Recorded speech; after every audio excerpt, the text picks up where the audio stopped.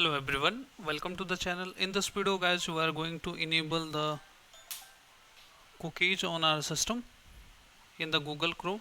So simply open the Google Chrome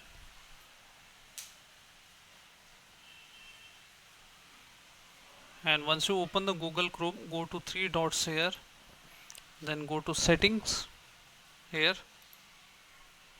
Now once you open the setting, you need to go to the privacy and security, and in here we need to scroll down and look for third party cookies. Now you need to tick this option, allow third party cookies. We are going to enabling the third party cookies. So once you have enabled that, all the cookies will be stored inside your system. If you want to block it, you can block it and block third party cookies in incognito mode. So whichever option suits you, that depends on you, but this is how you can enable the cookies on Chrome. So I hope this small video is really helpful for you guys. If yes, then hit like, subscribe and share. Thank you. Thanks for watching How to Fix Tech.